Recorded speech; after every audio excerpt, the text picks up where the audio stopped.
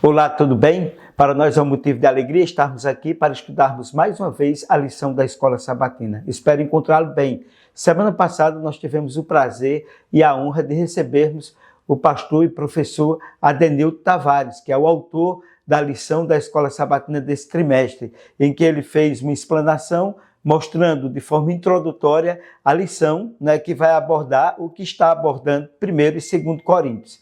A lição desta semana, nós estudamos a mensagem da cruz. E é a segunda lição do trimestre. E em 1 Coríntios, capítulo 18, capítulo 1, versículo 18, nos traz uma mensagem interessante, uma das passagens mais belas da Bíblia Sagrada e que reforça aquilo que nós cremos, que nós acreditamos.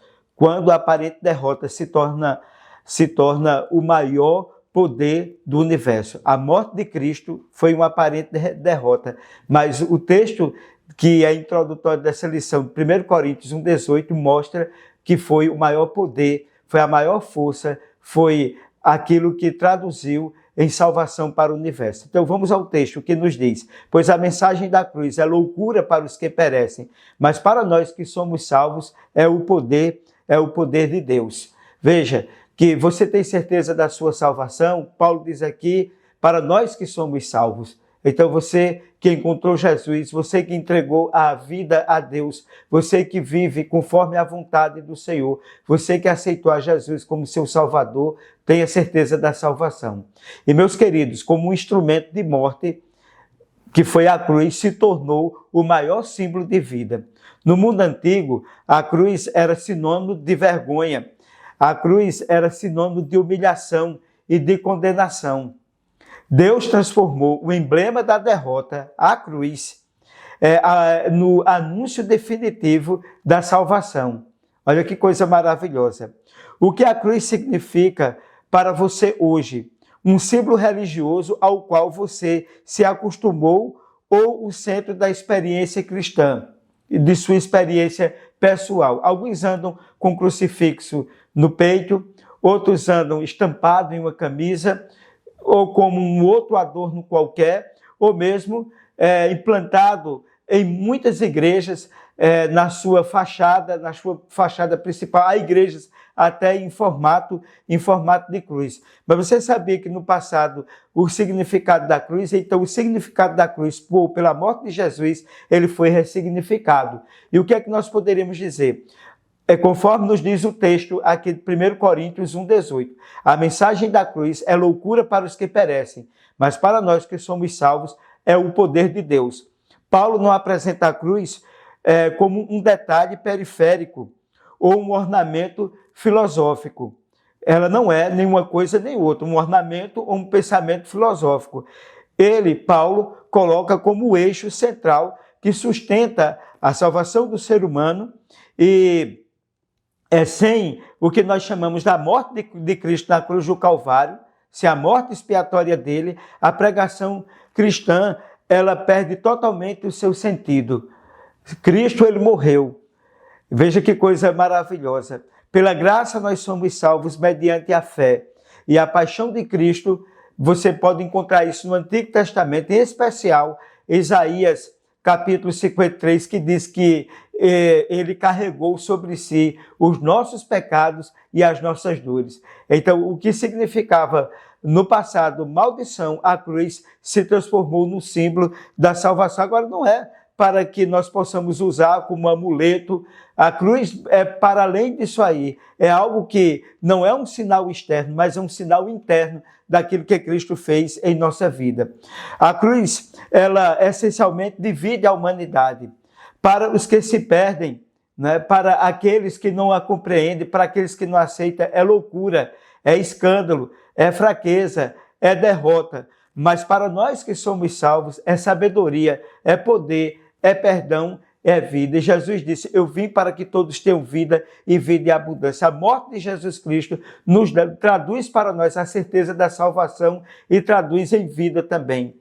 A mesma cruz revela dois corações diferentes. Os que se perdem, que ela se torna loucura, e para aqueles que são salvos, é sabedoria, é o poder de Deus. Como você traduz a cruz na sua vida? Qual o significado da cruz na sua vida? Você realmente ressignificou a cruz como uma forma de que Cristo morreu para morrer em sua vida e você se sente altamente confortável, porque a Bíblia diz, para nós que somos salvos é o poder de Deus, mas para os que perecem é loucura. Coríntios e a ilusão do orgulho humano, não é? Então, a cultura, a obsessão, o status social, a retórica. Um criador na cultura romana que absorvia a cultura grega, naquela cultura, morrer em uma cruz era vergonha. E a mente é cega pela sabedoria filosófica. A igreja é afetada por divisões internas e disputas de ego, né? Onde cada um queria ser o maior, queria ser o melhor. Nesse contexto aí, o Salvador, o Criador do mundo, aquele que veio para ressignificar e dar sentido à vida humana, ele vem para morrer na cruz. Olha, isso fugiria todo o sentido, isso era loucura, isso era algo impensável. E o que acontece muitas vezes? A igreja valoriza o prestígio, a eloquência. Paulo responde centralizando sua mensagem na crucifixão, demonstrando que o orgulho humano,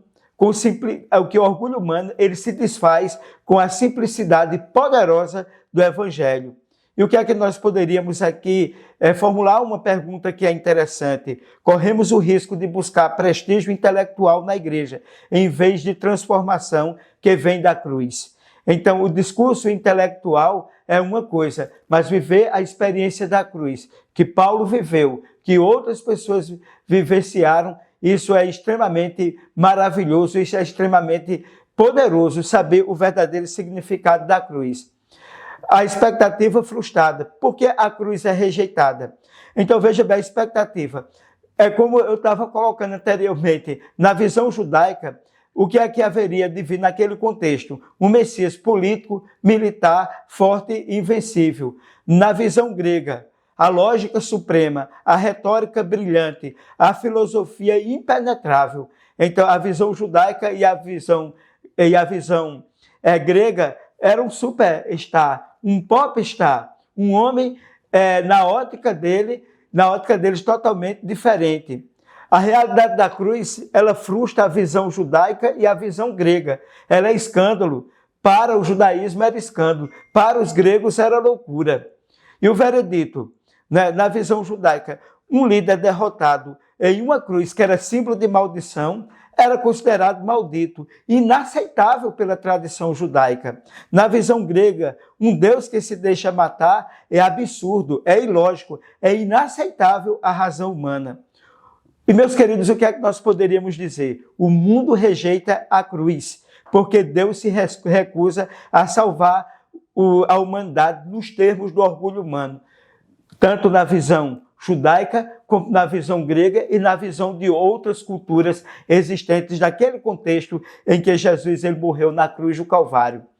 A grande inversão divina. A cruz parece fraqueza, a cruz parece derrota, a cruz parece escândalo, a cruz parece loucura, mas para Deus é o poder de Deus e para nós a cruz é vida. Porque Jesus disse, eu vim para que todos tenham vida e vida em abundância. O que é que nós poderíamos dizer? A aparente fraqueza de Deus é infinitamente mais forte do que qualquer império, do que qualquer filosofia, do que qualquer sabedoria humana, do que qualquer poder militar. Não se compara àquilo que para o ser humano era loucura, para o ser humano era escândalo, para o ser humano era derrota, para o ser humano era fraqueza. Para Deus é poder. Louve a Deus, agradeça a Deus por isso. Assim nós poderíamos dizer, Cristo, o poder da sabedoria de Deus. Justiça, a exigência inegociável do pecado, a misericórdia, o amor insondável pelo pecador. A justiça é a exigência inegociável contra o pecado. Por um lado, o homem pecou. Por um lado, tem a misericórdia de Deus. E a Bíblia diz lá no Salmo que na cruz a justiça e a paz se beijaram. E a união perfeita. Na cruz, Cristo resolve de forma definitiva o problema do pecado, porque o salário do pecado é a morte. O pecador precisaria morrer. Satanás aparentemente coloca Deus em um possível dilema, que era dilema para Satanás, mas para Deus não é dilema. O homem pecou, o homem tem que morrer. Então você tem que matar o homem, Deus. E por outro lado, o outro dilema era o quê? Mas você amou. Como é que você vai matar se você amou? Como é que Deus resolve? Pela cruz. Na cruz, Deus, ele morre pelo pecado humano, porque o salário do pecado é a morte. Alguém precisaria morrer. É a morte substituta. Esse é um ponto para ressaltar. E o amor demonstrado. Então, a morte na cruz demonstra o quê? A justiça de Deus e o amor, a justiça e o amor de Deus, a misericórdia de Deus se beijam na cruz do Calvário. É a união perfeita. E, meus queridos, o poder ativo da transformação. Então, a cruz de Cristo representa força viva, quebra de correntes e uma nova vida. A aceitação do sacrifício gera paz, perdão absoluto na vida do ser humano. A Bíblia diz que o Senhor, com a cruz do Calvário, ele pega os nossos pecados, ele apaga e lança nas profundezas do mar. Assim poderíamos dizer, para os salvos, a cruz não é uma doutrina a ser debatida, mas uma vida a ser experimentada. Quando você experimenta a cruz, ela é muito mais do que um debate filosófico da filosofia grega antiga, do que as expectativas judaicas daquele contexto. E, meus queridos, a decisão diária aos pés do Calvário. Renúncia. A mensagem da cruz exige da nossa parte abandono do eu, do orgulho, de querer salvar-se a si mesmo. E a dependência, aceita total dependência da graça de Deus. Você tem que depender, porque a gente depende da graça de Deus para ser salvo. Não é por nossa força, não é pelo nosso conhecimento, não é por nossa condição econômica, de maneira nenhuma. Essa dependência é a dependência de Deus. E a missão. Nossa chamada não é pregar a eloquência, mas pregar Cristo crucificado através de uma vida transformada. E, meus queridos, diante da cruz, que sabedoria terrena ou orgulho você e eu precisamos abandonar hoje para entender, porque maior do que tudo, as nossas necessidades são supridas por aquele que é maior, por aquele que é melhor, por aquele que nos ama tanto a ponto de morrer na cruz do Calvário para nos salvar. Você lembra do texto, para nós concluirmos, do capítulo que é considerado por muitos um dos capítulos mais importantes da Bíblia, que seria o centro da Bíblia, capítulo 3, versículo 16 do Evangelho de João.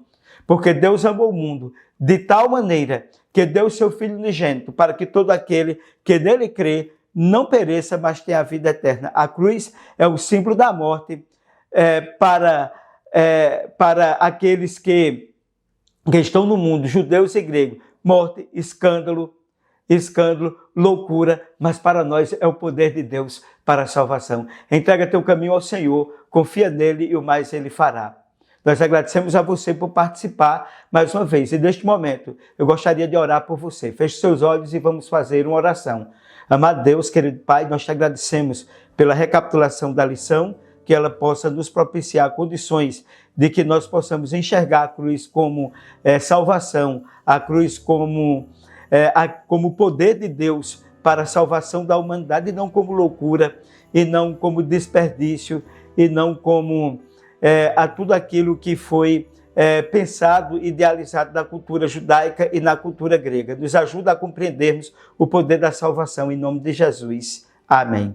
Meus queridos, muito obrigado por nos acompanhar. Não esqueça, compartilhe o nosso canal, dê um like aí onde você estiver, tá certo? Só é clicar. E se você não se inscreveu, se inscreva e até o próximo sábado, se Deus assim o permitir.